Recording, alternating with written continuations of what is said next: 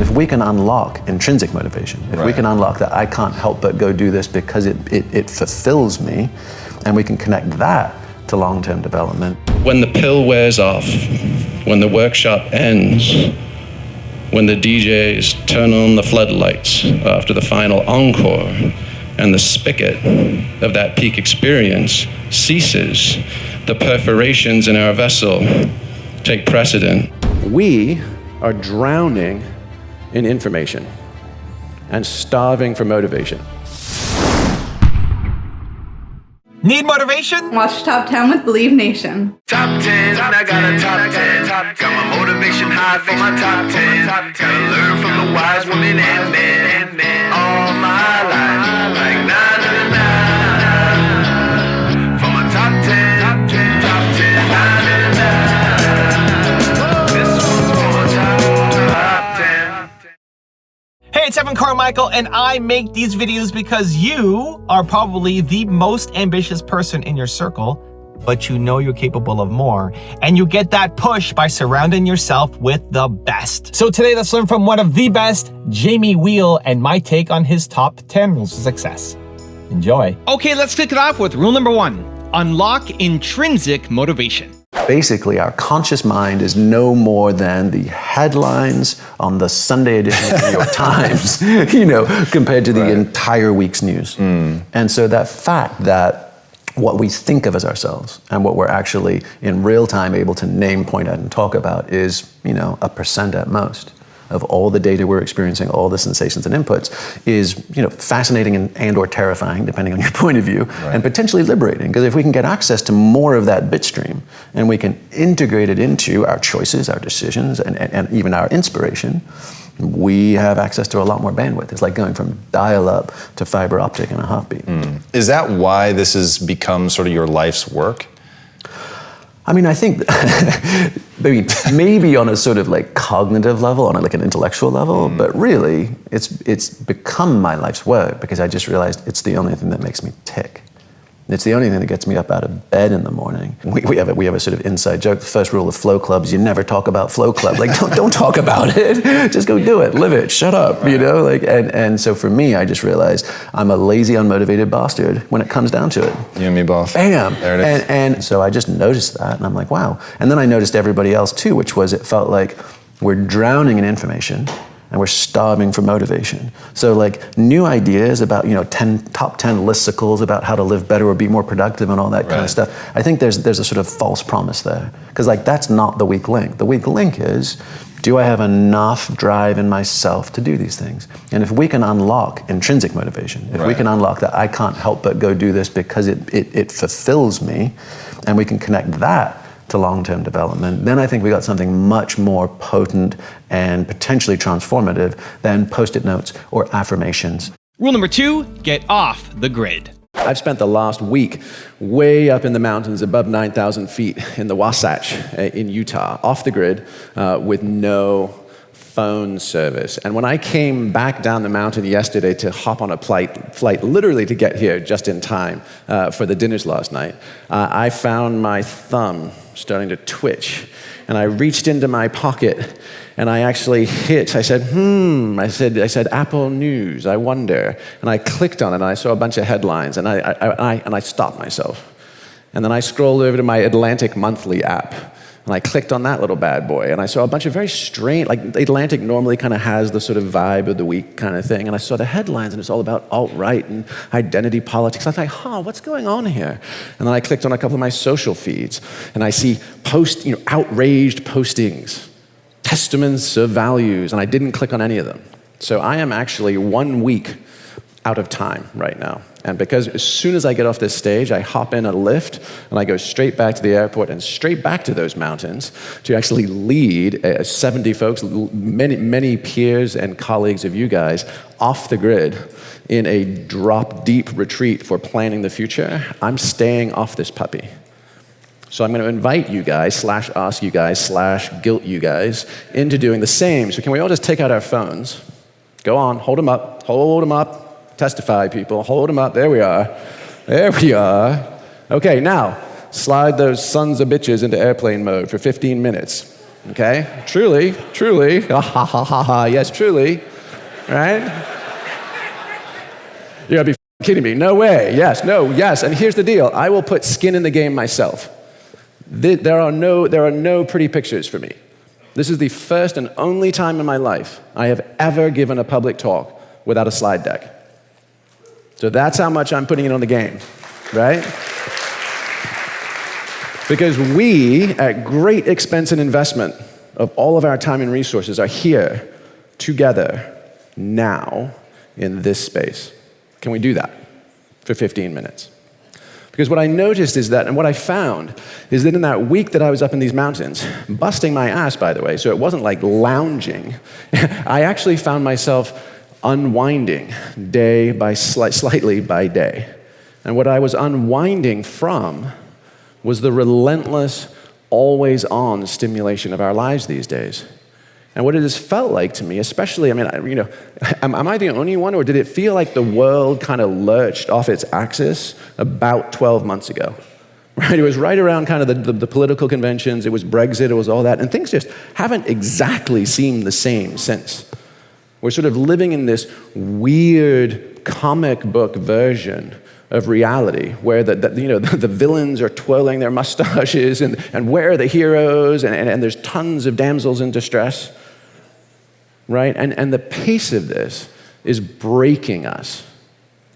It's almost like if anybody's been on a farm or a ranch and you've seen like electric fences, and back when you're kids, you're always tempted to grab them because see what it'll do. And you grab those things, and what happens with electricity, right? It contracts your muscles, and you can't actually let go of the fence. And that feels like that's where we are these days. It's just fiber optics between our hands instead of barbed wire. Rule number 3, flip that script. The first big idea I want to propose is that we've got it exactly backwards. We've been spending the last 50 years in optimal performance and training, leadership development, health and wellness, all these kind of things, fundamentally coming in through cognition and psychology, and it hasn't worked. Most recent Gallup poll has surveyed that 70% of workers are disengaged or actively disengaged. That means the disengaged folks, you're paying them 100% of market value, and they're showing up and maybe delivering 60 or 70% of market value. The actively disengaged, meaning I am sabotaging your business. Not only am I stealing pens, right, but and not only am I surfing Facebook between the hours of 1 and 4, which is actually peak usage for Facebook, which should tell us something, right, but I am actively working against the strategic goals of our company. So everything we're trying to do with incentive plans and with casual Fridays and with birthday parties and all of that is not working. And even psychotherapy, which for some people is life-saving and critical, still has about a 50% hit rate. So you could say I could flip a coin or go with best-in-class state-of-the-art. So let's just admit, hey, maybe we want something better, maybe we deserve something better. So what I would propose is that we've actually got it backwards. And if you think about Pareto split, the whole 80-20 thing, up until now, right, we've been spending about 80% of our efforts at changing ourselves, improving ourselves, and developing ourselves coming in through psychology. And only a remaining 20% is kind of this undifferentiated grab bag of everything else that's in us. Right? Oh yeah, and by the way, last 3 minutes of our session, are you sleeping enough? Are you eating right? How's everything else going on, right? And what would happen if we flipped that script entirely? What happens if we actually spend only 20% of our efforts and energies on the psychology and 80% on embodied cognition, 80% on bodies and brains and performance, instead of what is my own little inner story telling me at this moment, and am I succeeding in playing the game of seeking pleasure and avoiding pain? Rule number 4, use your peak experiences. In the last 50 years in particular, we have experienced what comparative religious scholar Mircea Eliade used to call techniques of ecstasy. And in that category, which remained more or less constant for thousands of years, in the last 50 years, we've experienced a step function in increase of potency and efficacy in 3 major areas: technology, psychology, and pharmacology. So think back to the early 60s for a minute. Think back to Bob Dylan playing an acoustic guitar in the Greenwich coffee shops, right? Now imagine him plugging in at the Newport Folk Festival, able not just to reach dozens and hundreds, but thousands, And now Hendrix channeling the Vietnam War through an upside-down Fender Strat. At Woodstock to 80,000. And now 250,000 candy-flipping high schoolers at Electric Daisy Carnival getting their brainwaves entrained at 140 beats a minute. Potent, unprecedented. In the realm of psychology, think back to the Organization Man and Betty Homemaker coming out of World War II. Fast forward to the 60s, Fritz Perl at Esalen, pillow-thumping Gestalt sessions. 70s, radical encounter est groups. 80s and 90s, Tony Robbins, Giant Within, Make Bank, and Date Hot Chicks. All the way to today with Oprah and Eckhart, non-dual awareness beamed out to suburban housewives by the millions. We have more room to roam, more room to consider who we are, who we might become. And lastly, the most obvious, pharmacology. From the 50s and the realm of Mother's Little Helper, barbiturates and Valium, to today, we've entered a world of full-on psychopharmacology. Choose the person you'd like to be and pop that pill. Oxytocin, Prozac nation. And despite all of those benefits, despite all of that advance, right, we're no further than we've always been. It's easier than ever to get high. And it's as hard as it's always been to stay that way. So what's up with that? What's up? Why do we keep pulling an Icarus and falling back to Earth? Well, a helpful analogy is to think of our self systems like a colander. And when there's enough flow going into that leaky bucket, temporarily, it fills up. For a moment, we experience the wholeness. We experience the wisdom. We experience the insights, and we say, ah, yes, I remember what I forgot. But when the pill wears off, when the workshop ends, when the DJs turn on the floodlights after the final encore, and the spigot of that peak experience ceases, the perforations in our vessel take precedent, and by Monday morning, we're back more or less to where we were. Now, what do most of us do most of the time? We say, ah, yeah, let me go get some more of that. We go try to ring the bell again and again. We become bliss junkies. We become hooked on the state without ever raising the stage. But what if just for a moment we could entertain the project of turning our colanders into chalices? What if we can use those peak experiences to make us whole, to render us holy? What might we do with just one drop? What could we do with the rest? And in Houston Smith's immortal words, might we begin then to transform our passing illuminations into abiding light? Also, if you want to have more self-confidence and self-belief, I've designed a special free training to help you do it. The science says it can take up to 254 days of consecutive action to build a new habit. And I want that for you. I want you to build the habit of self-belief. So what I'm going to do is email you every day for 254 days a link to an unlisted video that will shift your belief forward. To get on it for free, the link to join is in the description below. You were up and dressed and ready to go before your parents were up. You know why? Because you knew something unexpected was going to happen. That's how we should live our lives. Waking up with the understanding to expect the unexpected. One of the real reasons we don't do the things that frighten us is because we are afraid of being judged. People always kind of dump on, fast food industry. If I had to do it again, I'd go work for McDonald's. Rule number 5, rethink necessary doorways. I'm terrified of psychedelics, but I'm so intrigued by what lies on the other side. One, do you think it's I'm going to say necessary doorway? Is it a massive accelerator, and why should it or shouldn't it be more readily used by people? Okay, that's a bunch of questions. That's a lot of questions. Okay, so I mean, first things first.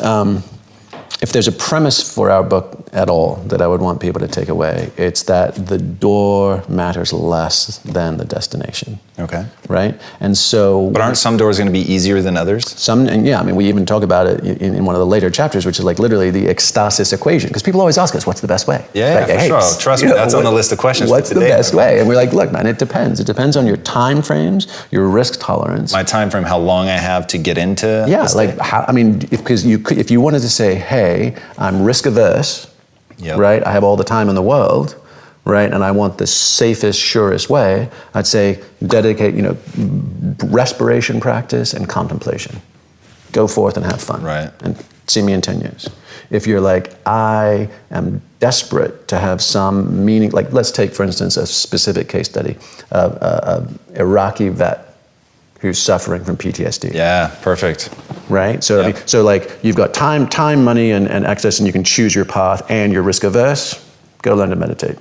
Right? Yep. I'm not sure if I can live another day in my mind the way it is, then stronger interventions may be necessary. And in fact, MAPS, the Multidisciplinary Association for Psychedelic Studies, has been doing profound, federally sanctioned research with trauma sufferers. So it's war veterans as well as sufferers of childhood abuse and sexual abuse.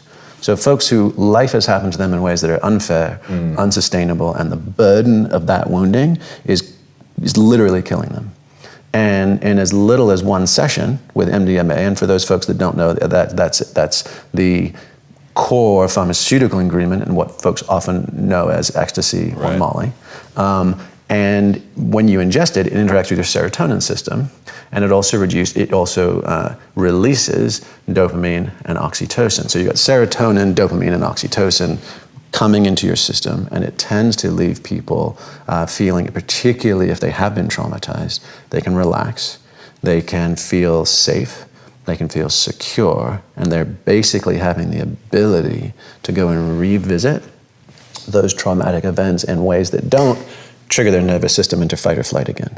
And in conjunction with skilled therapeutic talk therapy, the ability for that to release them. I mean, in fact, it's been so successful, it's been screwing up their stats because the MAPS, as they do this research, because the protocol was for 3 sessions stretched over 6 months. And, there's been more than one. And one Iraqi vet, he's like, I did one session, I'm good. Wow. Saved my life, I'm not coming back. MDMA. Yeah, but in conjunction with talk therapy, very supervised and very structured. Johns Hopkins University is doing studies, NYU is doing studies, UCLA is doing studies, and MAPS, the multidisciplinary, so maps.org, you can check in on those websites. The good news is that their evidence has been so overwhelmingly pronounced, effective, that the FDA is approving it not just for trauma, but also for anxiety and depression. Wow. And that's now in stage 3 clinical trials, I believe. Rule number 6, step out of complexity. The World Health Organization has now established that more of us globally take our own lives than war, tornadoes, earthquakes, floods, famines, and plagues combined. We have become our own worst enemy. In fact, the pressures of trying to survive and thrive in the world as we know it and live it today is so great that 1 million of us a year opt to step off the mortal coil rather than continue to try and face it and fight it. And there have been many think pieces in this last year in particular about this notion of diseases of despair, right? How particularly for displaced middle Americans, demographics typically 40 and up, often without college degrees, frequently wondering, here we are at SU, right? Talking about this bleeding edge of future disruption. They've been disrupted. They don't see a world where they have a part in it. And they're dying of despair. They're dying of these diseases of despair, as they are called. But maybe they're not diseases at all. Maybe they're symptoms of a larger problem that we can't quite put our fingers on. And what that problem might be is that our brains and our minds and our bodies aren't built for this. Millions of years of evolution, right? Slow-paced, acute, present, embodied, very low bandwidth realities, very high consequence for not being present in this exact moment. And now we're facing a world where, so if you think, from all of human history until 2012, every bit of information ever created, the libraries at Alexandria, right? Every song, every story, every scripture and sacred text, all of it, from the dawn of time until 2012, we now generate that much data every 48 hours. So we are drowning in information and starving for motivation. Oh, somebody gets a red flag. Where was that little phone going off? Goodness gracious. And what's happening is three things. Volume, what we just talked about. Velocity, how fast it's coming at us, right? And complexity. Because what's happened between the 20th century and the 21st, and I know you guys are all deeply vested in exactly this nut to crack, is that we've moved from complicated problems. How do you do Kaizen in a factory and get a million cars off with good quality control and a good price point? How do you get the trains to run on time? Thank you, the Swiss. Right? How do we solve for lots of moving parts, but not that much ambiguity? Right? Ultimately, there's an app for that. There's a manual for that. But what we've done is we've stepped across that chasm, and we've now entered the world of complex problems. And if you attempt to continue to solve complex problems with merely complicated process, you create, wouldn't you know it, more complications. Rule number 7, don't fall behind. The elites in the world are already using this stuff. They're not telling anybody, and if you're not getting on this train, we're all falling behind the evolutionary curve. So I want to start off with a couple of interesting stories. There's precognition and Maslow's hammer. So anybody remember that movie Minority Report by Steven Spielberg? It starred Tom Cruise, right? It was a future dystopian cop drama. And basically the guys were precogs. They could actually see ahead of time what was crimes that were going to happen in the future. Right? Well, something interesting has been happening in the same way that Jack alluded. He said, hey, look, this has been research that's been out there for over a decade. You guys just don't know about it. I'm bringing it forward and sharing it. Well, the same thing has been happening in the elite special operations communities and elite extreme sports communities that we have the privilege to work with as clients and colleagues. And the interesting thing that's been going on there, right, is that they have been hacking these very specific techniques for ultimate human performance, but, right, they have a vested interest in keeping it to themselves. The first community wants to stay a step of the bad guys. That makes total sense. The other community wants to stay a step ahead on the podium. Also makes total sense, but doesn't work that well for us. So what I'd like to share with you is what I'm allowed to share with you, which are some of the things that are in peer-reviewed and now published journals, but just 3 quick stories about this notion of precognition, right, versus psychological study. Because even our colleagues that are in high-performance sports psychology and those kind of things, advising the Seattle Seahawks, advising Olympic athletes, all those kind of things, they are at the top of their fields, and it's still remarkably hokey, remarkably old school. They sit down with these elite athletes, and they're like, okay, so how are things at home? Okay, so what does winning a gold medal really mean to you? Does it mean you validate with your daddy? Those kinds of things, like old school story stuff. But what's happening at the cutting edge is completely different. So advanced brain monitoring, some friends and colleagues of ours did an extended study with the US Navy, and they wanted to study with submariners, the dudes who spend 6 months together in a tin can 1,000 feet under the ocean, right? And of course, those guys have to get along well because there is no way to get away from each other. Now, the old way of testing compatibility in high-performing teams would have been psychological assessments, batteries, one-way mirrors, looking to see how they solve problems together, all that kind of stuff, right? Makes sense, the psychological cognitive model. But what these guys did is they hooked them up with biometrics, and they were able to pinpoint within 3 days of exercises precisely how well the team was bonding and gelling and who the weakest links were, purely on biometrics. They were able to then stage interventions to either bring that weak link up to speed or swap them out for another critical member ahead of month 5.5, right, in the Marianas Trench where somebody's trying to stab somebody else with a plastic butter knife. Right? Amazing precognition, right? Those guys didn't have access to those perspectives. They wouldn't have known or been able to tell you in that 72 hours who was going to be the sore thumb. Right? But the biometric data of their bodies and their brains was already signaling what was going on. Rule number 8, hack the flow. The first is that flow is universal. It's accessible to all of us everywhere. The next is that for the first time in human history, it's actually hackable. And lastly, once we know what to do with it, and once we can turn it on, we can leverage it to accelerate our learning and to do more good things in a world that sorely needs it. Part 1. So the lingo is endless, the experience is timeless. Abe Maslow called it peak experience. Jim Fixx called it the runner's high. Phil Jackson, the coach of the Bulls and the Lakers, calls it getting in the zone. Miles Davis, John Coltrane, all the other jazz musicians called it being in the pocket, right? Time slows down, the self vanishes.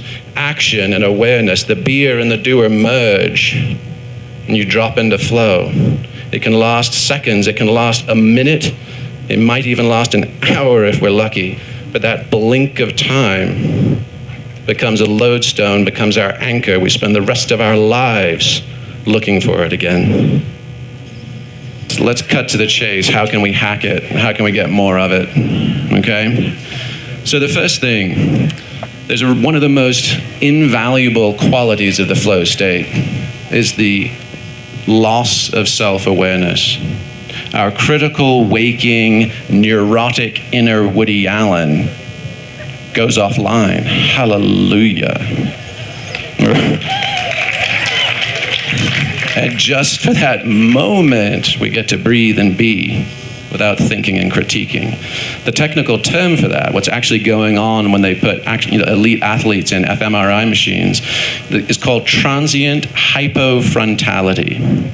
Transient meaning it's just around for a little while, hypo, not a lot of, and frontality, this complex neocortical hardware that's in the front of our dome piece.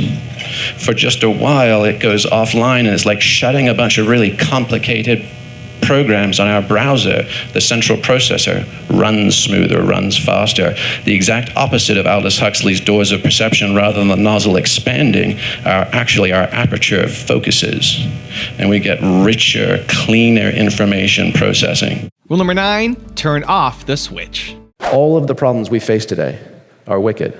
None of them submit to singular binary solutions. So rather than these diseases of despair being something over in the kind of humanitarian and social services space, and these wicked problems being over here in kind of the techno-utopian disruptor space, might we consider them flip sides of the same coin? And if we do, how on earth can we begin to solve these wicked problems? And interestingly, the simplest is to think Roger Martin at the Rotman School of Business up in Canada wrote a great book. If anybody hasn't read it, super encourage it. It's called The Opposable Mind. And his premise, after serving A.G. Lafley at Procter & Gamble, Martha Graham, creatives and leaders and innovators across disciplines, realized that what these folks do that virtually or very few others are consistently able to pull off is that they're able to creatively hold the tension between dynamic and opposing ideas. And that sounds really straightforward. That sounds like the fodder for gajillions of dollars of management consulting workshops and off-site retreats, right, to all get to our innovative place. But reality is that's not a skill set. It's actually a state of mind. And that state of mind is actually tunable today. Now, anthropologists have a very specific term for this. They classify cultures by whether those cultures are monophasic or polyphasic. And that's just a complex way of saying one channel of consciousness or many channels of consciousness, right? And if you think back to most traditional societies, they are polyphasic. They recognize and validate dreams, premonitions, possessions, trances, visions, you name it, epileptic seizures. They're all like, well, what did you, if you come into the kitchen, in rural Mexico, 50 years ago, and you say, Abuela, I just had this dream. It's like, oh, shut up. That's just your unconscious projections of your unresolved issues with your mother. Have your cereal. Right? No, they say, what did grandfather say to you? Oh, let's act on that. Right? So how did we end up in this monophasic culture? Well, you wind back the clock, and blame it on the French. Right? So the Enlightenment, Descartes, right? Cogito ergo sum. I think, therefore I am. Give me 5 senses. Give me ration, reason, and empiricism. Right? Let's get rid of superstition. Let's get rid of all of those things, and let's create, right, this rational, binary, logical world. And it worked beautifully. I mean, let's give full credit. We would not be here in a climate-controlled, high-tech building, community, city.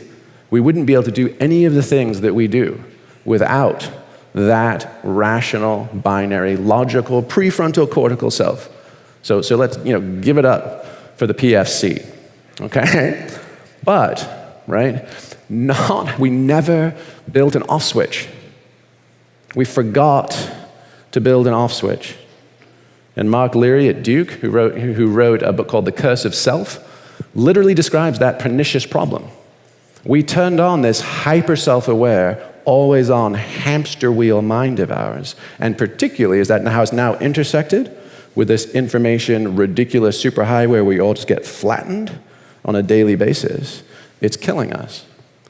So the possibility is, what's happened to our dial, and is it completely rusted shut, stuck on this one channel, or do we have the ability to kind of just rock it loose, lube it up a bit, and regain and reclaim the full spectrum of consciousness and awareness that will allow us to begin taking a crack at the wicked problems that we are all facing and that everyone in this room is committed to solving. And rule number 10, the last one before a very special bonus clip, is train your ego.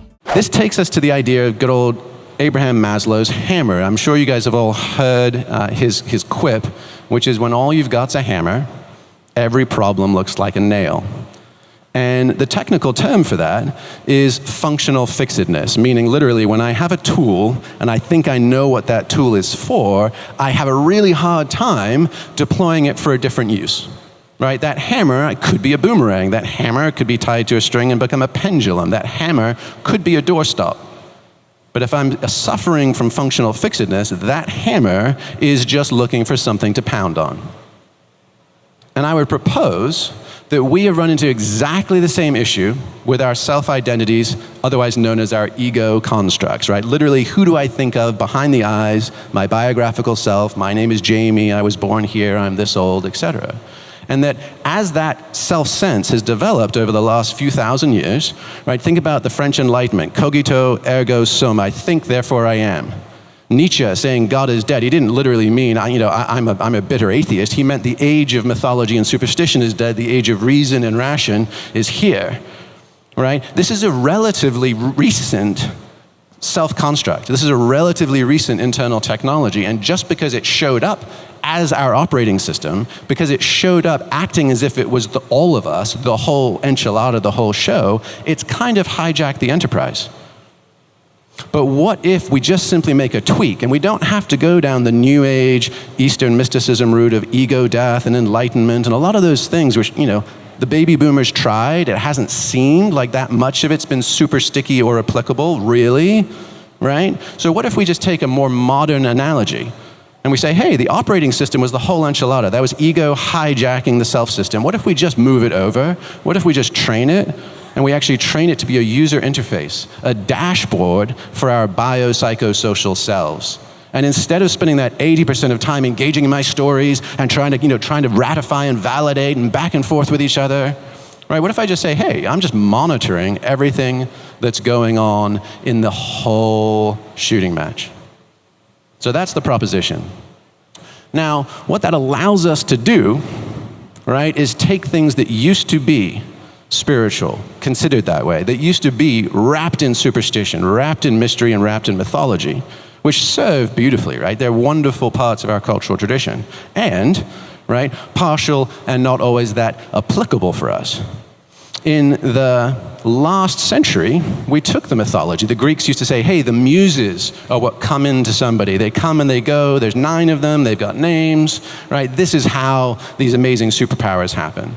20th century, we brought it down to the level of psychology, right? In fact, same Abe Maslow, right, realized when he was studying peak experiences, hey, this isn't all about spirituality, religiosity. He had a group of atheists in the 1950s that were still having peak experiences. So he's like, well, wait a second. If you don't believe in anything, then maybe belief isn't required to have these experiences. So boom, we brought it down from mythology to psychology. Great step. But what we've done in the last 10 years, especially since the decade of the brain in the 90s, right, we've taken the psychology, how do you feel about this, what's your internal lived experience of it, and we've now brought it down a whole nother step further into biology itself. And the interesting thing about biology is you don't need to talk to me about it. It is simply a set of injunctions. We can conduct the experiment and then see what happens.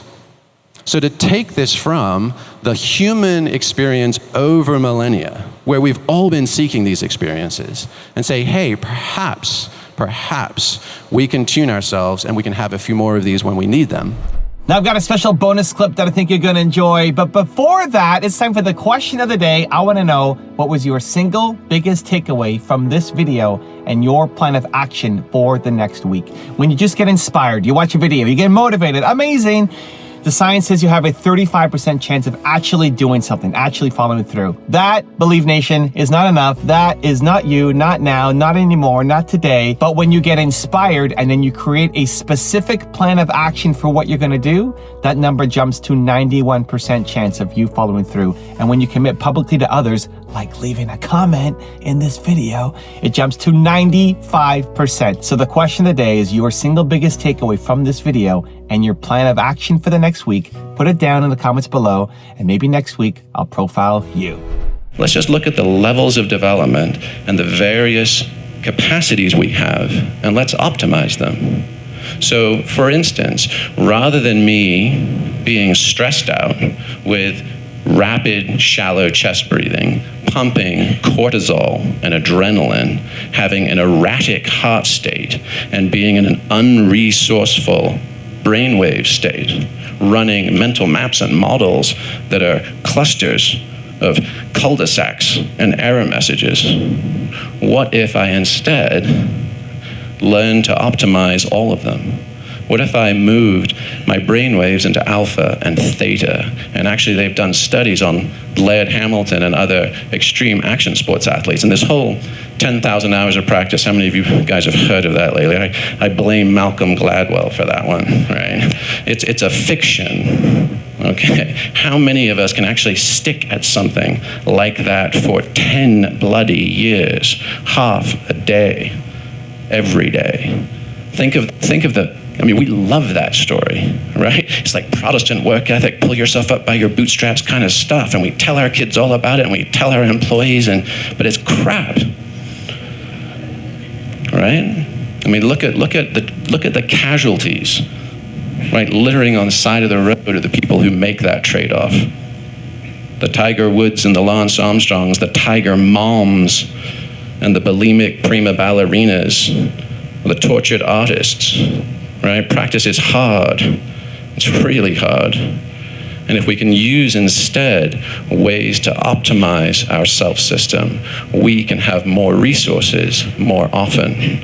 And what happens with these action sports athletes, that's what separates the good from the great, is that the great are actually able, right there in the maw of the biggest wave in the world, are able to drop into theta states. Right? Meditative states, the states that normally you see Tibetan yogis in, they're able to drop there and camp out and wait for these little bursts of gamma waves that render them with the information they need at precisely the right time to shoot the barrel and to stay alive. That's the difference. So this 10,000 hours is peddled as a wildly egalitarian thing. The reality is the people that win, the people that succeed, have learned to master states of being first, and we can too.